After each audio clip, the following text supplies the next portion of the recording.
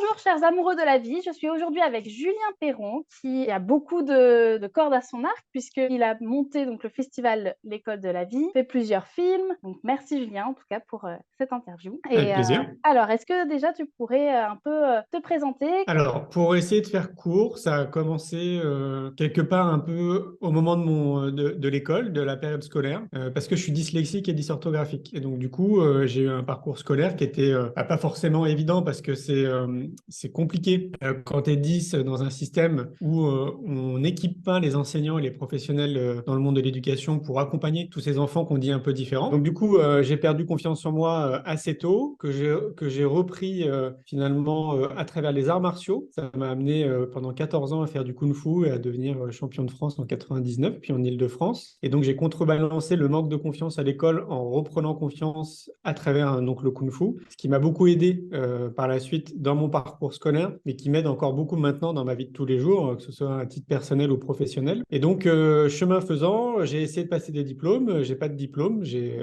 vraiment zéro diplôme. Mais par contre, pendant tout ce cheminement, j'ai eu la chance d'avoir des parents qui étaient très ouverts d'esprit et qui s'intéressaient déjà beaucoup au domaine de la connaissance de soi et au développement personnel. Et donc, très tôt dans ma vie, je me suis intéressé à moi et à plein de choses qu'on n'apprenait pas à l'école. Et donc, ça a commencé vers l'âge de 10 ans, ce qui veut dire que quand je suis arrivé à 23 ans, au moment où j'ai créé mon entreprise, j'avais déjà une très bonne connaissance de moi-même, de qui je suis, ce que j'ai senti, il fallait que je mette à contribution mes talents pour les autres, pour l'humanité, pour la planète. Je voulais apporter ma pierre positive et c'était plus que vouloir. En fait, je sentais qu'il fallait vraiment que je le fasse, quoi. J'étais poussé par une intuition qui était très forte. Mhm. Donc, comme tu l'as dit au tout début, je suis devenu réalisateur et producteur de films, mais ce n'était pas quelque chose que j'avais imaginé. Je suis devenu auteur là récemment parce que j'ai écrit un livre qui s'appelle C'est quoi le bonheur pour vous en chemin vers soi aux éditions Erol qui va sortir le 1er juin. On a créé un jeu de cartes qui s'appelle le jeu de cartes C'est quoi le bonheur pour vous? On organise des séjours vélo, yoga et méditation. On a créé un magazine papier qui s'appelle Innovation en éducation, ce qui nous a amené à créer une marque Innovation en éducation qui regroupe un podcast, un congrès, une académie. Après, on a créé le festival pour l'école de la vie, donc au château de Flaugergue, là où vous donnez C'est votre ça. événement. Depuis 6 ans maintenant, un gros événement qui attire 15 000 personnes tous les ans à Montpellier. Et puis, bah, ça m'a amené après à faire plein d'autres choses qui ne me viennent pas tout de suite à l'esprit, mais du coup, j'ai plein de casquettes. C'est ça.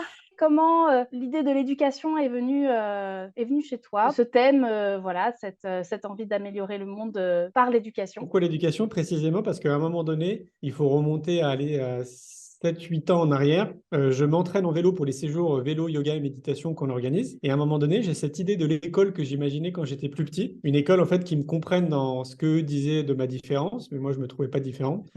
Voilà, j'avais imaginé l'école. Et donc du coup, c'est revenu de manière très claire dans ma tête et je suis retourné chez moi. J'ai écrit ce qui était clair dans ma tête et j'ai publié en fait un article sur un de nos sites internet. Et ce qui s'est passé, c'est qu'en 3 mois, j'ai reçu 600 emails de personnes qui voulaient m'aider à créer cette école. Et j'avais pas du tout anticipé ça. Et donc du coup, j'ai décidé d'organiser un pique-nique pour fédérer toutes ces personnes-là. Ces 600 personnes sont venues au pique-nique. Donc c'était un très grand pique-nique. Et de ce pique-nique, on a créé le festival pour l'école de la vie au château de Flaugergue à Montpellier. Et depuis, on essaye. Bah, maintenant, ça fait plus de 10 ans que je mets beaucoup d'énergie dans l'éducation. J'ai envie que notre système, il avance vraiment beaucoup plus rapidement que ça, parce qu'il avance, mais pas assez lentement, pour qu'on intègre de plus en plus justement le savoir-être et la connaissance de soi, qui me semble vraiment prioritaire dans notre société pour tout individu. Si on a envie d'être vraiment aligné avec qui on est, en fait, on nous pose sur des rails, on nous dit d'aller tout droit, et on nous dit surtout pas de sortir des rails et de sortir de notre zone de confort. Et on s'aperçoit que 80% de la population passe à côté de qui elle est réellement. Et donc, fait un job qui lui correspond pas, se marie peut-être pas pour les bonnes raisons, fait des enfants peut-être pas pour les bonnes raisons, se met en couple aussi peut-être pas pour les bonnes raisons, parce qu'en fait, 80% de la population se connaît pas. Donc, si on amène ça dans notre société le plus tôt possible, et sur les bancs de l'école, et dans le foyer avec les parents, mais vraiment de manière sociétale, je suis convaincu qu'on fait un cadeau à l'humanité qui est extraordinaire. Donc, voilà,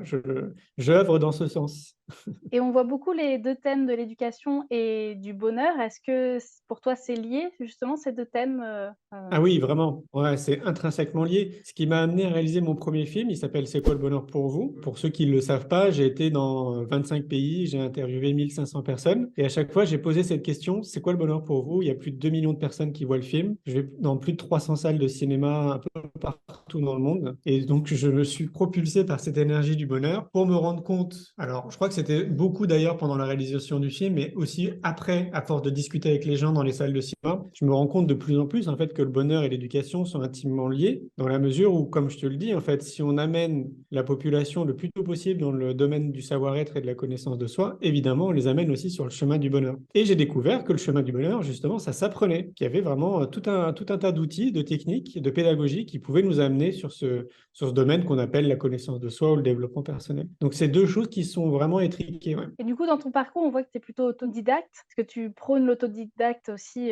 dans cette école qui s'appelle du coup l'école de la vie, si j'ai bien compris? C'est cette école un Ouais, peu... elle s'appelle l'école de la vie. Déjà, pour moi, il n'y a pas vraiment un type d'école qui correspond à tout le monde, c'est impossible. Mhm. Par exemple, si on cite Montessori, on peut considérer que Montessori, ça ne correspond pas à tous les enfants. Et c'est pareil pour Steiner, pour Freinet, pour Riggio, pour De Crowley, enfin toutes les Ouais. pédagogies qui existent. En réalité, bon, bah, oui, ça va correspondre à un certain nombre d'individus, mais pas à tout le monde.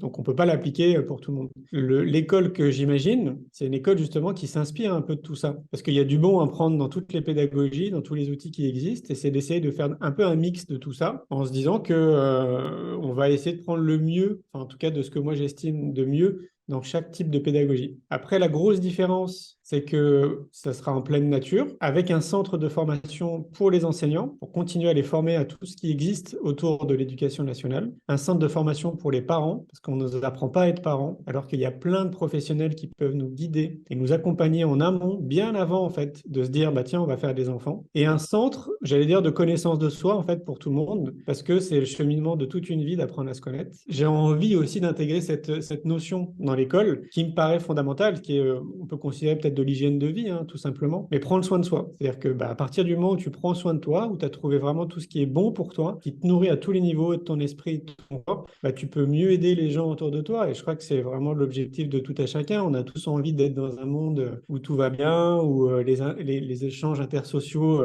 sont agréables, ou peut-être que l'amour pourrait même dominer, hein, plutôt que la guerre et la peur. Et ben, pour en arriver là, il faut que chacun conscientise qu'on a notre responsabilité citoyenne déjà de s'occuper de soi. Et je crois que ça part vraiment de l'éducation et qu'il faut amener ça le plus tôt possible.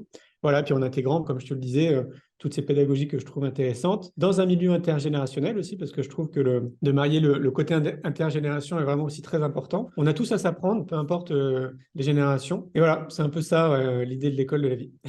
D'accord. Et est-ce qu'il y a une idée de lieu, d'école? Alors oui et non, c'est-à-dire que j'ai encore une liste de 16 projets sur mon bureau. Oui. Donc, j'ai encore beaucoup de choses à mettre en place. Et comme peut-être que tu l'as compris, moi, tout ce que je fais, c'est de manière intuitive. Mhm. Et donc, pour le moment, je ne ressens pas encore intuitivement de mettre de l'énergie beaucoup plus pour la création de l'école. Par contre, je sens intuitivement vraiment que cette école, un jour, elle va exister. Je ne sais pas où, je ne sais pas à quel moment, mais je sais que j'irai au bout de ce que j'ai envie de faire. Et donc, en attendant, tant que je ne sens pas l'élan et cette intuition qui me pousse à mettre plus d'énergie, je mets en place d'autres choses. Disons que tout ce qu'on met en place, c'est que des ponts.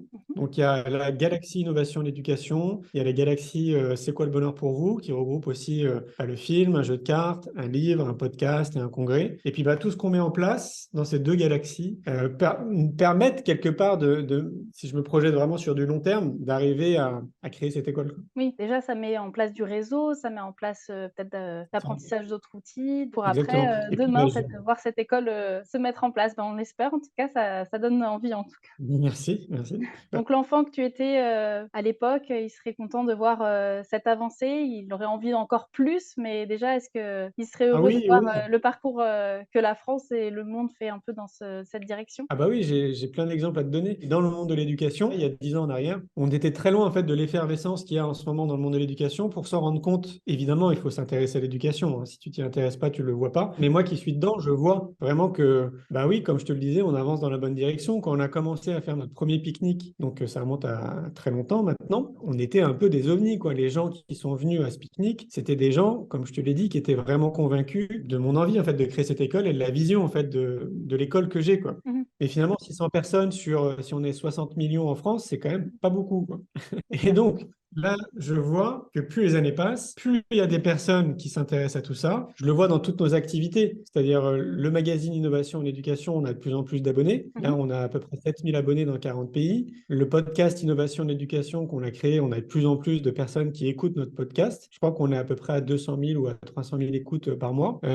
Qu'est-ce qu'il y a d'autre? Le congrès Innovation en éducation, notre 5e édition, là, c'était il y a 2 semaines. Alors, on était complet, il y avait 700 enseignants qui étaient présents, 400 personnes qui nous suivaient en ligne un peu partout dans le monde, et l'Académie Innovation en éducation, donc qui accompagne les futurs parents. Bah, on a de plus en plus de personnes aussi qui suivent nos guides audio, quoi. Et c'est aussi un de mes objectifs, ça inspire les autres à faire un peu la même chose quelque part. Donc il y a de plus en plus de congrès, de festivals, de colloques, d'événements dans le monde de l'éducation, alors que quand nous, on a créé ça, on était vraiment les seuls. Là, aujourd'hui, franchement, pour être très honnête, j'ai l'impression qu'on est encore un peu seul à faire des événements qui sont vraiment porteurs et qui attirent beaucoup de monde dans le monde de Mhm. l'éducation. Mais par contre, c'est au moins ces 2 dernières années, il y a vraiment beaucoup d'événements qui sont en train de se créer dans le monde de l'éducation. Et ça, moi, ça me rassure beaucoup. Et là, à l'heure d'aujourd'hui, on a peut-être des salons du bien-être dans tous les départements de France. Mhm. Bah, moi, je rêve qu'il y ait la même chose dans le monde de l'éducation, qu'on ait des salons de l'éducation, de tout ce qui se passe en fait dans le monde de l'éducation, hors éducation nationale, dans tous les départements de France. Ça serait chouette. Et là, je t'assure que notre société serait très différente.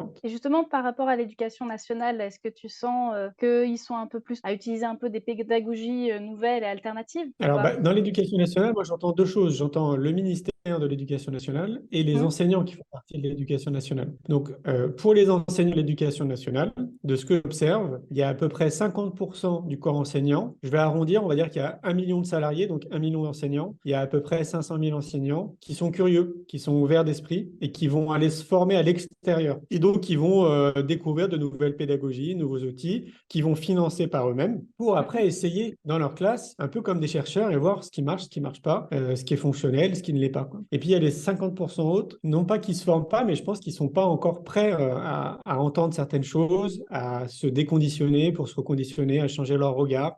Et donc ça met du temps en fonction de chaque individu, quoi. Donc plus on sera nombreux justement à mettre de l'énergie dans le monde de l'éducation et à semer des graines, à inspirer les gens autour de nous, plus vite peut-être que ces 50%-là, bah, justement, auront des prises de conscience, puisque des graines auront été semées et se mettront de plus en plus justement à s'ouvrir et à tester d'autres choses, quoi. Je sais ça. Et après, je sais aussi, pareil, grâce à différentes personnes dans notre réseau, qu'il y a des acteurs au sein du ministère. Certains d'ailleurs se disent être des infiltrés. Ça me fait D'accord. marrer. Qui essayent à leur niveau justement de faire avancer les choses comme ils le peuvent en fait. Parce que bah, évidemment, quand on est dans des institutions, bah, c'est pas, Mhm. on n'avance pas de la même manière. C'est d'autres stratégies, quoi, j'ai envie de dire. On se rend pas trop compte, mais moi j'aimerais tellement que les gens aient mon regard, en fait, tu sais, qu'ils soient un peu à ma place, parce que je pense que tout le monde serait très rassuré en réalité de voir qu'on est vraiment des millions de personnes à se mobiliser un peu partout, et en réalité personne ne s'en rend compte parce que le mainstream s'empare pas du sujet et qui parle plutôt de choses anxiogènes et négatives. Mais Mhm. la réalité de ce que moi j'observe, c'est qu'il y a vraiment beaucoup, beaucoup de gens qui se bougent, quoi. Mais vraiment, vraiment. Bah, merci beaucoup hein, parce que ça donne espoir en tout cas. Et puis on se dit demain ce sera mieux, encore mieux que ce qu'on a aujourd'hui et de Ah, meilleures mais c'est écoles. certitude. Votre festival, ça aussi, ça sème des graines, ça va inspirer des gens, ça va générer des déclics. Et ça fait tellement du bien, en fait, ça redonne foi en l'humanité. On ressort de ces événements, on est rempli d'énergie. Enfin, c'est génial. Donc, surtout, continuez à faire ce que vous faites. Merci. Bon bah voilà. Merci beaucoup Super. pour Merci à l'interview toi. et merci à vous de nous avoir écoutés. Au revoir. Au revoir.